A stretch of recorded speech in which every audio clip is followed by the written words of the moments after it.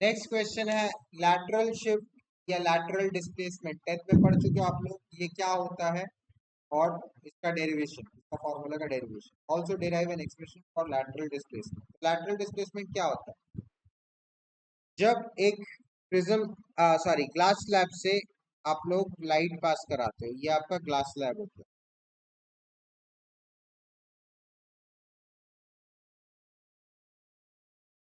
Light आके ऐसे पड़ता है, रेयरर टू डेंसर, तो ऐसे बेंड होता है। फिर यहाँ से डेंसर टू रेयरर फिर वापस जाता है, तो वापस ऐसे बेंड हो जाता है ना। ये दोनों इंसिडेंट रे, इसको बोलते हैं इंसिडेंट रे, इसको बोलते हैं रिफ्रैक्टेड रे, और इसको बोलते हैं इमर्जेंट रे। याद रहेगा, इंसिडेंट, रिफ्रैक्टेड और इमर्जेंट, नाम याद रखना है। इमर्जेंट रे जो एकदम बाहर निकल रहा होता है। तो आपको लैटरल डिस्प्लेसमेंट के लिए क्या देखना पड़ता है? तो इस रे का ओरिजिनल जो पाथ था उससे इमर्जेंट रे कितना हट चुका है, ये वर्टिकल डिस्टेंस को बोलते हैं लैटरल डिस्प्लेसमेंट।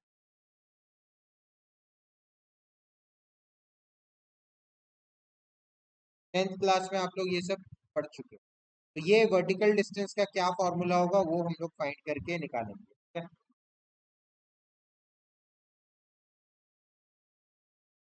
चलो, पहले तो लिख लो आप लोग इसका definition. The perpendicular distance between the emergent ray and the incident ray when the light passes out of a glass slab is called lateral displacement। लिख लो, लिखना हो गया। अब डायग्राम बनाते हैं, इसका डेरिवेशन करते हैं। तो इसमें हम लोग नीचे से देखेंगे, ठीक है। आँख ऊपर रहेगा, बाकी पूरा चीज नीचे रहेगा। ये आपका ग्लास स्लैब बना लो पहले।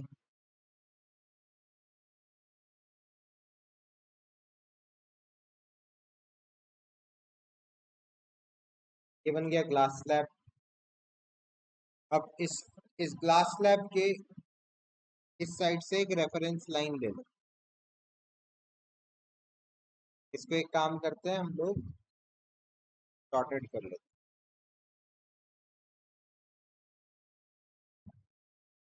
ठीक। अब यहाँ पे इस रेफरेंस लाइन में कहीं पे ऑब्जेक्ट रखते हैं, तो यहाँ पे ऑब्जेक्ट,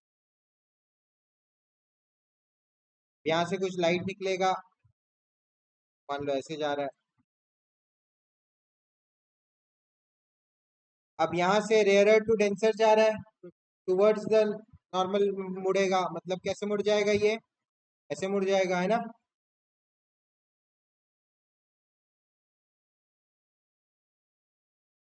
ऐसे मुड़ा, फिर से डेंसर टू रेयरर जा रहा, तो अवे फ्रॉम द नॉर्मल मुड़ेगा, मतलब ऐसे पैरेलल होके निकल गया, ठीक है। यहाँ पे कोई देख रहा है।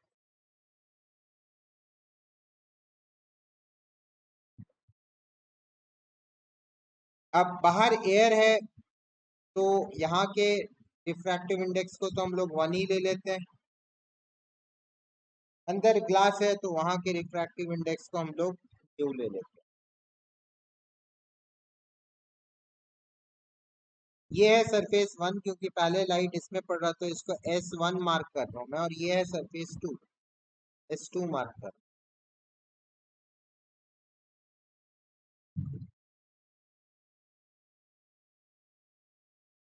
ग्लास स्लैब का थिकनेस जो है वो T है।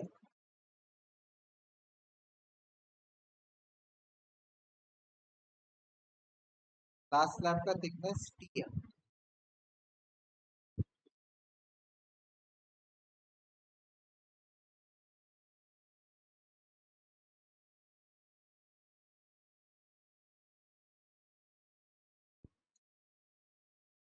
हो गया इतना।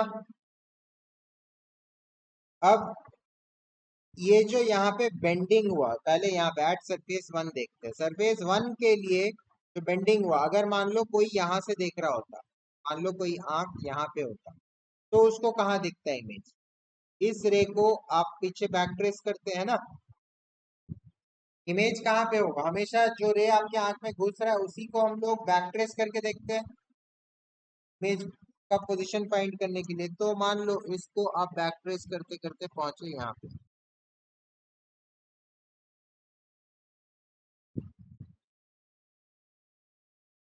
तो इसको नाम दे दो आई डैश। ये बीच में जो इमेज फॉर्मेशन हो रहा है वो है, ये आपको दिखेगा नहीं फाइनल इमेज क्योंकि अलग बन गया। हाँ, कहाँ से? परपेंडिकुलर नहीं, अरे इसके रास्ते लाया ना मैं।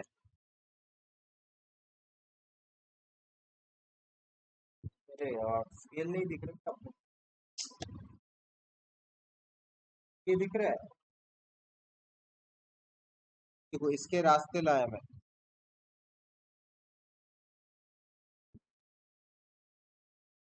इसको अलाइन किया ऐसे। आप लोग को दिख नहीं रहा है स्केल ना, मेरे को दिख रहा है। बेसिकली इस रे को ट्रेस किया मैंने बैक ट्रेस। परपेंडिकुलर नहीं है, परपेंडिकुलर तो ऐसे हो गया, ये हो गया परपेंडिकुलर, इज नॉट परपेंडिकुलर। ये इस रे को मैंने बैक ट्रेस किया, इस रे को, आए समझ में? तो बीच में अगर आपकी आंख अगर ग्लास के बीच में होता तो आपको इमेज यहाँ पे दिखता बीच में, ठीक है, आई डैश। लेकिन फाइनल इमेज कहाँ दिख रहा है? फाइनली में आपका आंख ऑब्वियसली ग्लास के अंदर तो है नहीं, तो आपको कहाँ पे दिख रहा है फाइनल इमेज? आपके आंखों में ये रह जा रहा है, तो आपने इसको बैक ट्रेस जब करोगे तो दिखेगा उसका फाइनल इमेज। तो मान लो फाइनल इमेज जो है वो कहीं पे बन रहा है ऐसे,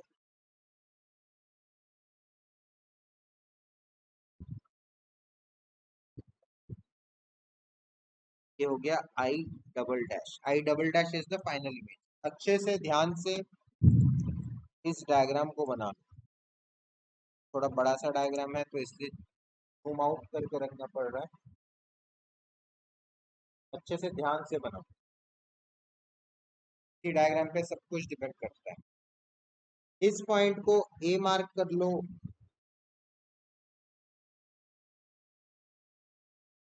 अच्छा, सरफेस वन से जो ऑब्जेक्ट की दूरी है उसको D1 मार्क कर लो, नहीं डी मार्क कर लो। और सरफेस वन से जो इमेज आई डैश की दूरी है उसको D डैश मार्क कर लो।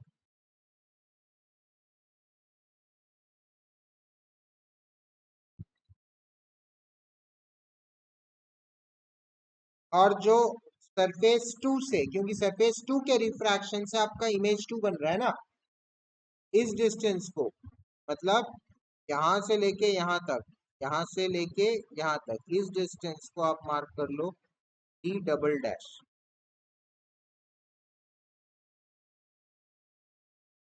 तो यहाँ पे तीन डी है, देखो डी, डी डैश और डी डबल डैश। ध्यान से देख के बना लो।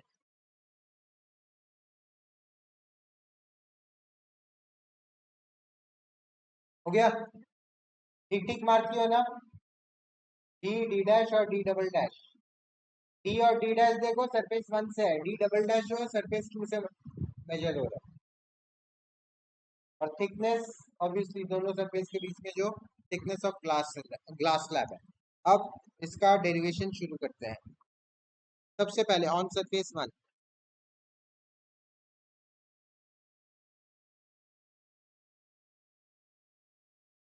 सरफेस वन पे क्या हो रहा है देखो, स्नेल्स लॉ लगाओ। Mu two by mu one is equal to sine I by sine are.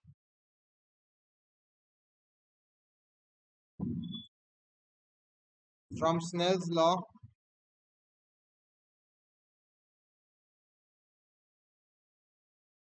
Mu two by mu one is equal to sine I by sine are.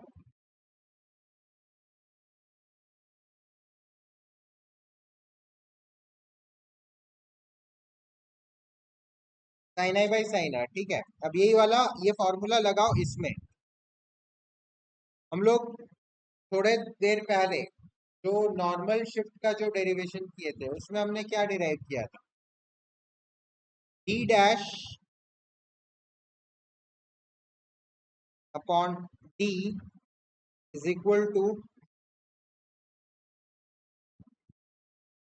तो क्या डिराइव किए थे, mu two by mu one. अब ये दोनों अगर formula मैंने लगाया, ये था नॉर्मल शिफ्ट वाले डेरिवेशन में से,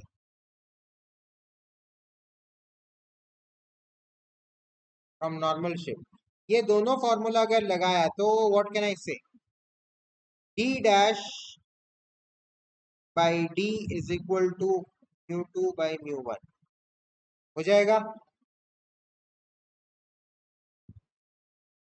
नहीं, ये तो हम लोग ऑलरेडी कर लिए थे ना। अच्छा, म्यू टू के जगह आपने क्या करना है यहाँ पे, अब देखो यहाँ पे म्यू टू क्या है, म्यू, इधर एयर और ग्लास है करके सिंपल हो जाता है, म्यू टू म्यू वन लिखने की जरूरत नहीं, हम लोग सीधा म्यू और वन अज्यूम कर सकते हैं। तो मैं म्यू टू को म्यू कर दूंगा और म्यू वन को वन कर दूंगा, ऐसे लिख सकता हूँ।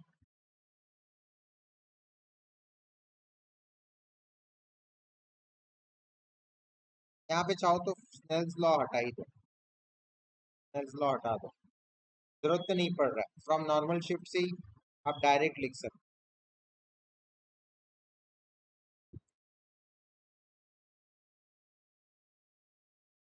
बस हाँ, ये ध्यान रखना यहाँ पे म्यू टू और म्यू वन हट गया, डी डैश बाई डी, तो डी डैश क्या हो जाएगा, D dash is equal to mu D हो जाएगा ऑन सरफेस टू।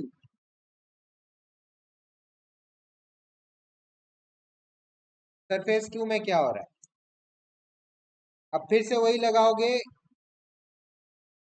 लेकिन हम लोग थोड़ा सा चेंज करेंगे, म्यू उल्टा उल्टा हो जाएगा, ठीक है। इस चीज को अच्छे से समझो, देखो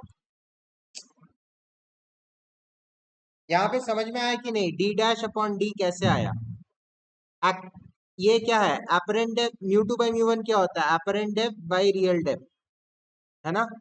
अपरेंट डेप्थ क्या है, डी डैश, क्योंकि वो इमेज का डेप्थ है, हमें लग रहा है। एक्चुअल रियल में डेप्थ कितना, ऑब्जेक्ट कितना दूर है, डी, तो D dash by D is equal to mu two by mu one, मतलब रिफ्रैक्टेड वाला ऊपर रहता है, ऊपर ग्लास के अंदर क्या है, रिफ्रैक्टिव इंडेक्स म्यू है, तो ऊपर म्यू आ गया और नीचे वन आ गया, ये समझ में आया, ठीक है, ये इंपॉर्टेंट है, तो यहां से ये आ गया। अब तो मिटा देता हूँ। सरफेस टू में क्या हो रहा है, ध्यान से देखो, सरफेस टू में, अब सरफेस टू के लिए ऑब्जेक्ट कौन एक्ट कर रहा है, I dash as an object act कर रहा है ना। सरफेस टू के लिए ये जो इंसिडेंट रे आ रहा है, कहां से आ रहा है, आई डैश से आ रहा है, आई डैश से आ रहा है ना, तभी तो यहाँ इमेज बना, लाइट रे बेंड हो गया ना यहाँ पे, बेंड हुआ ना, लाइट रे ओ से कहाँ आ रहा है, अब उसको अंदर अगर आंख रखोगे आपको कहां से लगेगा लाइट आता हुआ, आई डैश से दिखेगा, तो आई डैश से आ रहा है, तो एक्चुअल डेप्थ क्या हो गया, फेस टू से देखना, यहां से लेके पूरा यहां तक का कितना डेप्थ हो गया, टी प्लस डी डैश हुआ, थिकनेस ऑफ ग्लास भी ऐड हो गया और डी डैश भी ऐड हो गया, है ना। तो on surface two real depth हो गया T plus D dash, apparent depth कितना है, अपरेंट डेप्थ क्या होता है, मतलब इमेज जहां पे बन रहा है, अपरेंट डेप्थ है, देखो कितना है, ये ऐसे बेंड हो जा रहा है, तो ये हो गया apparent depth, D double dash यही हो गया ना। उसके लिए सरफेस टू के लिए क्या हो गया, सरफेस टू के लिए ऑब्जेक्ट यहाँ पड़ा है और इमेज यहाँ पे बन रहा है, आई डैश पे बन रहा है, तो ऑब्जेक्ट वाला डेप्थ हो गया T plus D dash real depth, और अपरेंट डेप्थ कितना हो गया, इमेज का डेप्थ, मतलब डी डबल डैश, तो इसको कैसे लिख दोगे, डी डबल डैश, ये समझ में आया कि नहीं। यहाँ पे भी क्या चल रहा है, apparent depth by real depth, आया समझ में। चलो अब ये क्या हो जाएगा, अब म्यू टू के जगह वन आ जाएगा और म्यू वन के जगह म्यू आ जाएगा। आ रहा है समझ में? क्या होगा देखो, ऊपर है म्यू टू, रिफ्रैक्टेड रे जहां जा रहा है उसको म्यू टू देते हैं, तो म्यू टू कितना हो जाएगा, वन हो जाएगा, और म्यू वन कितना हो जाएगा, म्यू हो जाएगा, है ना? ठीक है, इसको लिखो मत, मैं बस बता रहा हूँ सरफेस टू के लिए। तो यहाँ पे क्या हो जाएगा, वन बाई म्यू, ये हो गया सरफेस टू के लिए। अब इसमें क्या करोगे, डी डैश के जगह म्यू डी डाल दो, putting value of D dash, putting D dash is equal to mu D, जो कि हमने पहले ही डिराइव कर लिया था यहाँ पे। तो क्या हो जाएगा, one by mu equal to D double dash divided by T plus D dash की जगह म्यू, यहाँ पे मैंने म्यू डी डाल दिया, ठीक है। तो इसको ऊपर ले जाओ, तो डी डबल डैश हो जाएगा T plus mu D divided by, cross multiply कर दिया,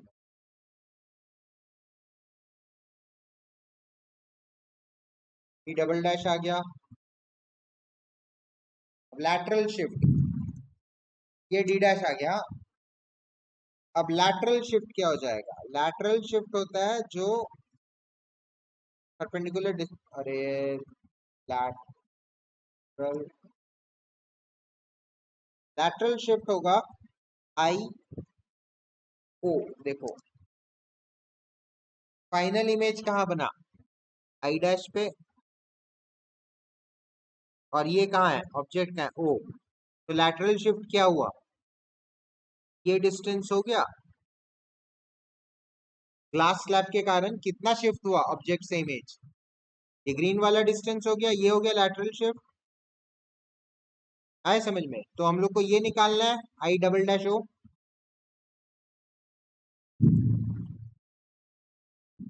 तो यहाँ पे आई ओ नहीं, I double dash O, I double dash O, I double dash O कैसे निकलेगा, कैलकुलेट करके देखो,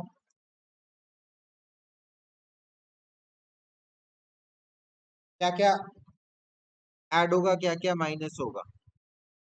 डी डबल डैश, मैं यहाँ पे अलग से लिख रहा हूँ, डी डबल डैश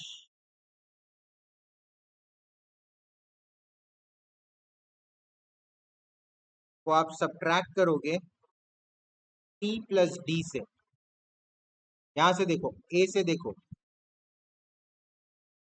एक काम करो, यहीं पे मैं करके दिखा रहा हूँ, बाद में हम लोग कॉपी कर लेंगे। आई डबल डैश ओ निकालना है, क्या होगा, A O minus A I double dash होगा, ए ओ मतलब यहाँ से यहाँ तक माइनस ए डबल आई, इतना इतना कर देने से इतना इतना आ जाएगा।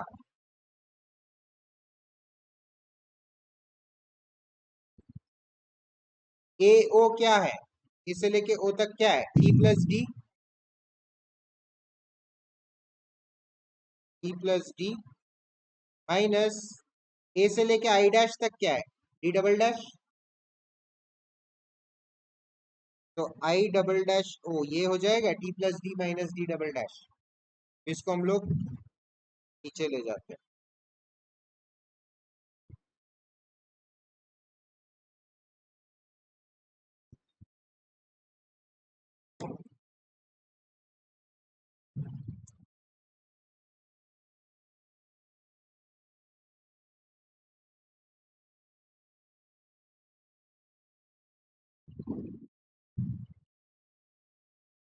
कितना है समझ में?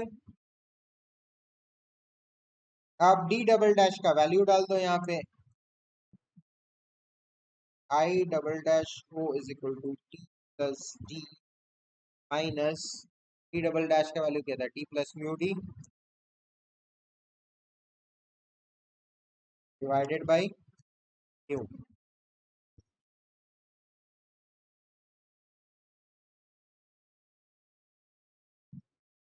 अब सबको एलसीएम वगैरह लेके जैसे आप करते हो फ्रैक्शंस को, वैसे कर दो, नीचे आ जाएगा म्यू और ऊपर आ जाएगा म्यू को 1 से किए mu mu T plus mu को 1 से किए म्यू डी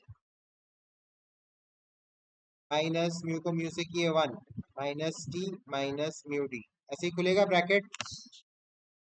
आ गया इतना।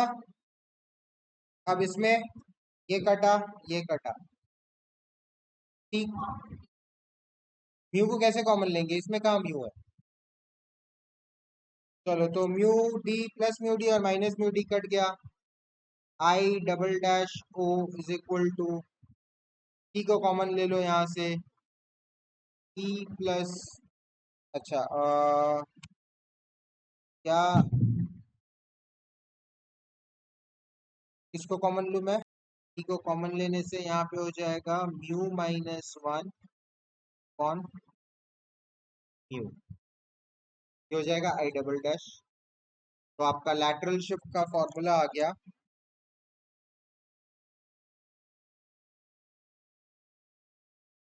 T minus 1 upon the final formula. एक बार ऊपर से पूरा दिखा दे रहा हूँ।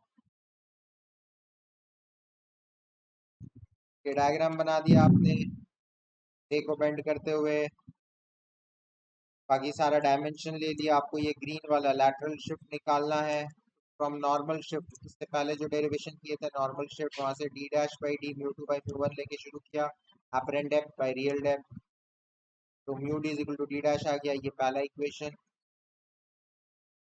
सरफेस टू में फिर से वही लॉ लगाए तो D double dash by D plus D dash आ गया, फिर डी डैश की जगह म्यू डी पुट कर दिए तो ऐसा आ गया, डी डैश का वैल्यू इतना आ गया, इक्वेशन टू।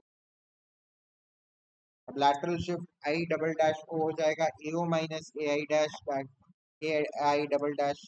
डायग्राम के हिसाब से आप देख लेना, एक्सप्लेनेशन है पूरा। उसके बाद उसको और T plus D minus D double dash जो वैल्यूज है वो डाल दिए, एलसीएम लिया माइनस किया, plus mu D minus mu D कटा, टी कॉमन ले लिया, म्यू माइनस 1 बाई म्यू आ गया, और ये आ गया आपका लैटरल शिफ्ट का फॉर्मूला। ठीक।